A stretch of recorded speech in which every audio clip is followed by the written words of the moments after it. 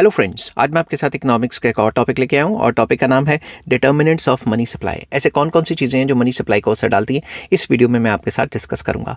शुरू करने से पहले बता दूं कि इस वीडियो से पिछली वीडियोस जो मैंने बनाई हैं वो है मनी सप्लाई क्या होता है और मनी सप्लाई में M1 मेजर क्या है, M2 मेजर क्या है, M3 मेजर और M4 मेजर क्या है। उन सब के लिंक्स आपको इस वीडियो के डिस्क्रिप्शन में मिल जाएंगे। चलिए शुरू करते हैं। The determinants of money supply are the factors that influence the amount of money available in an economy. तो डिटर्मिनेंट्स ऑफ मनी सप्लाई का मतलब क्या होता है कि ऐसे कौन से फैक्टर्स हैं जो असर डालते हैं मनी सप्लाई को किसी भी इकोनॉमी में, कि कितना अमाउंट ऑफ मनी सप्लाई होगा इकोनॉमी में। ठीक है, वो कौन कौन से फैक्टर्स हैं। दीज डिटर्मिनेंट्स या फैक्टर्स इफेक्टिंग एक ही बात होती है, can be broadly discussed as under. तो सबसे पहला आ जाता है मॉनेटरी पॉलिसी। वेरी इंपॉर्टेंट, सबसे important.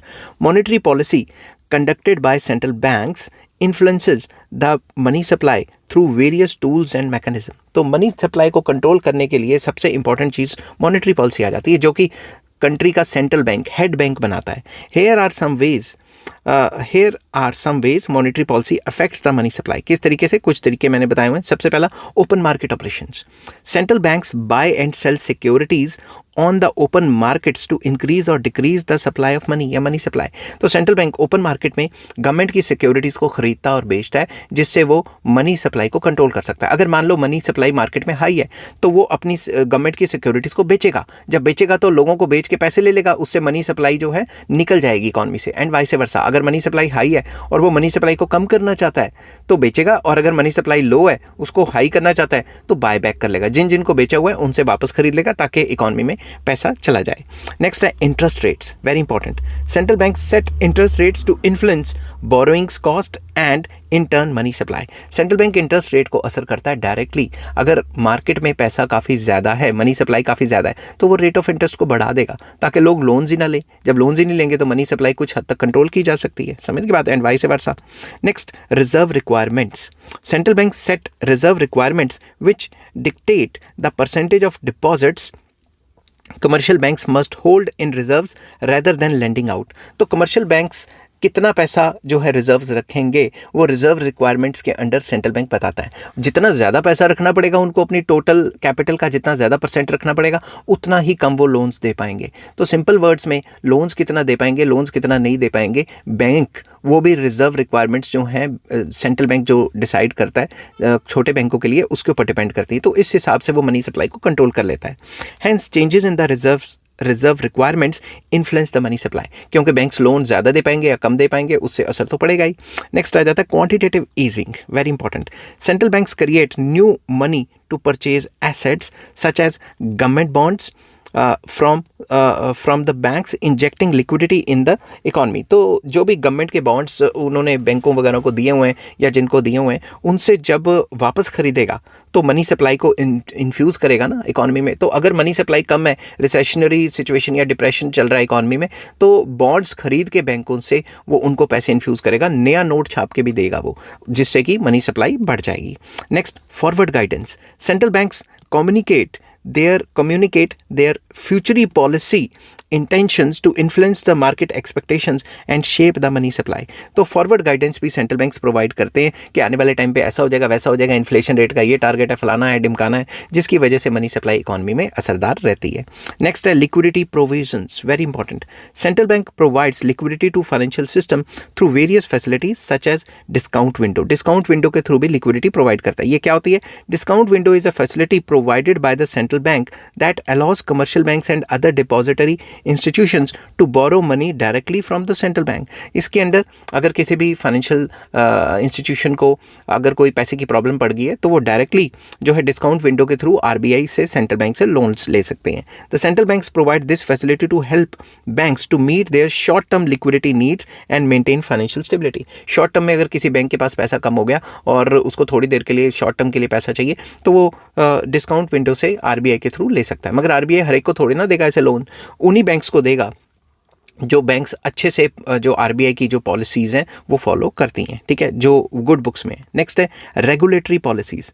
Central banks implement regulatory policies such as capital requirements and loan to value ratios to influence the bank lending and money supply। Simple words में central bank regulatory policies डालती रहती है कि कितनी capital requirements चाहिए bank खोलने के लिए, इंस्टीट्यूशन खोलने के लिए, फाइनेंशियल इंस्टीट्यूशन खोलने के लिए, कि लोन्स कितने देंगे, लोन्स के किस हिसाब से देने हैं, या फिर किस हिसाब से आप सिक्योरिटी दे रहे हो उसका कितना % लोन मिलेगा। तो ये सारी रेगुलेटरी पॉलिसीज़ सेंट्रल बैंक निकालता रहता है टाइम टू टाइम, जिसकी वजह से लोन्स में जो है वो असर पड़ता है। लोन्स पे असर पड़ेगा तो मनी सप्लाई पे असर पड़ेगा।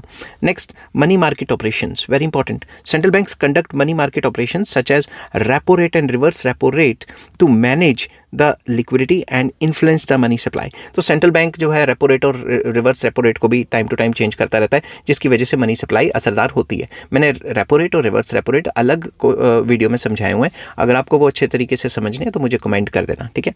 एंड नेक्स्ट पॉइंट आ जाता है foreign exchange interventions. Central bank intervenes in the foreign exchange market to influence the exchange rate and in turn money supply। तो बेसिकली होता क्या है, सेंट्रल बैंक जो है अपने एक्सेस रिजर्व्स जो पड़े हैं उसके पास फॉरेन करेंसी के, उसको वो सेल बाय करता रहता है ताकि वो एक्सचेंज रेट में स्टेबिलिटी बना सके, और इसके थ्रू वो मनी सप्लाई को भी असर करता है, क्योंकि मार्केट में डॉलर फेंकेगा, डॉलर खरीदेगा, इससे मनी सप्लाई भी असरदार होती है। नेक्स्ट आ जाता है, इसको अच्छे तरीके से मैंने वहाँ समझाया हुआ है फॉरेन एक्सचेंज रेट के चैप्टर में, ठीक है। तो अगर आपको और ज़्यादा डिटेल चाहिए तो फॉरेन एक्सचेंज लिख देना नीचे, foreign exchange full chapter comment में मैं आपके साथ लिंक शेयर कर दूंगा। नेक्स्ट आ जाता है गवर्नमेंट स्पेंडिंग। मनी सप्लाई किस चीज़ से असरदार हो सकती है? गवर्नमेंट की स्पेंडिंग से। Government spending can increase the money supply by injecting money into the economy through various programmes and projects. सरकार ने कोई नया प्रोग्राम लॉन्च कर दिया, प्रोजेक्ट लॉन्च कर दिया, तो फिजिकल पॉलिसी के अंडर जब भी सरकार खर्चा करती है तो वो भी मनी सप्लाई को कंट्रीब्यूट करता है। नेक्स्ट आ जाता है taxation. Taxation can reduce money supply in the by removing the money from circulation. जब भी सरकार टैक्स लगाती है तो इकॉनमी से तो पैसा निकल जाता है, तो तभी तो टैक्स जो है वो सर्कुलर फ्लो में इंजेक्शन की बजाय वो लीकेज का काम करता है। तो money supply is also influenced by the taxation policy. Next जो पॉइंट आ जाता है वो आ जाता है मनी मल्टीप्लायर, ठीक है। मनी मल्टीप्लायर भी मनी सप्लाई को असर डालता है। The money multiplier is the ratio of the money supply to the monetary base. Monetary base के हिसाब से कितने गुना ज़्यादा पैसा इकोनॉमी में घूम रहा है, that is called money multiplier. इसके ऊपर मैंने ऑलरेडी वीडियो बनाऊंगा और उसका लिंक भी आपको इस वीडियो के डिस्क्रिप्शन में मिल जाएगा। It determines how much money is created through the banking system, कि इतना पैसा तो इकोनॉमी में था ही फिजिकल मनी, बैंकों ने लोन दे के कितना पैसा कितने गुना कर दिया, that is called money multiplier, ठीक है। तो मनी मल्टीप्लायर सरकार ने इतना छापा, बैंकों ने लोन दे के घुमा घुमा के पैसे को कितने गुना कर दिया, उससे भी तो मनी सप्लाई जो है असरदार रहेगी ना। तो इसको भी हम अच्छे से मनी मल्टीप्लायर के टॉपिक में डिस्कस करेंगे। नेक्स्ट आ जाता है banking system. The banking system including commercial banks and other financial institutions plays a crucial role in creating money through the process of credit creation. तो क्रेडिट क्रिएशन के through भी तो money supply बढ़ाई जा सकती है ना, या कॉन्ट्रैक्ट की जा सकती है ना। तो बैंकिंग सिस्टम भी एक इंपॉर्टेंट रोल प्ले करता है मनी सप्लाई को इन्फ्लुएंस करने में। नेक्स्ट आ जाता है इन्फ्लेशन एक्सपेक्टेशंस। इन्फ्लेशन एक्सपेक्टेशंस, यहाँ एक्सपेक्टेशंस के स्पेलिंग मेरे से गलत हो गए, मैं लिख देता हूँ एक्सपेक्टेशंस। स्पीड में इंडिया का मैच देखते हुए कभी कभी ये हो जाता है, ठीक है। तो इन्फ्लेशन की जो एक्सपेक्टेशंस हैं, एक्सपेक्टेशंस एस भी लिख देता हूँ साथ में, इन्फ्लेशन की जितनी भी एक्सपेक्टेशन है they can also influence the money supply as people hold more cash if they expect price to rise. अगर आपको लगता है फ्यूचर में महंगाई हो जाएगी, फ्यूचर में प्रॉब्लम्स आ जाएंगी, हमें प्रॉब्लम्स फेस करनी पड़ेंगी, तो आप ज़्यादा पैसा होल्ड करोगे तो मनी सप्लाई उसी हिसाब से चेंज हो जाएगी। समझ के बाद आप खर्चा नहीं करोगे। Next, financial innovations, very important. Financial innovation such as new financial instruments और technologies can affect the money supply by changing the way money is created and use, that is digital payments, mobile banking etcetera etcetera. तो जितनी ये financial innovations आ रही है, UPI payment, क्या कहते हैं, card को टच करो पेमेंट, नए नए तरीके, तो जितने ये नए नए तरीके आ रहे हैं उतना पैसा आपकी जेब से निकल ही जा रहा है। तो निकल रहा है तो इकॉनमी में आ रहा है, तो मनी सप्लाई तो बढ़ रही है ना। इसलिए आज जो पुराने बुजुर्ग हैं वो कहते हैं हमने नहीं कोई नेट बैंकिंग एक्टिवेट करानी, या हमने नहीं एटीएम लेना, या हमने नहीं गूगल पे या फिर इस टाइप की कोई पेमेंट ऐप रखनी, क्योंकि हमारे पैसे खर्च ही होते रहेंगे। समझ गई बात। Next, global economic conditions. Global economic conditions such as exchange rates and international trade can influence the money supply. अगर हमारी बैलेंस ऑफ पेमेंट ख़राब चल रही है तो पैसा तो सारा बाहर जा रहा है, समझ की बात। या फिर जो इंटरनेशनल ट्रेड है वो हम डेफिसिट में चल रहे हैं, या फिर आप कह सकते हो कि कल को रशिया ने यूक्रेन पे हमला कर दिया, इसने उस पर कर दिया, उससे कर दिया, इससे जो है क्रूड ऑयल महंगा हो गया या डॉलर का रेट ऊपर नीचे हो गया। तो जब भी ऐसी ग्लोबल इकोनॉमिक कंडीशंस खराब होती हैं वो भी मनी सप्लाई को असर डालती हैं। नेक्स्ट आ जाता है demographic changes, very important. Demographic changes such as population growth and ageing can influence the money supply by changing the demand for money and financial institution.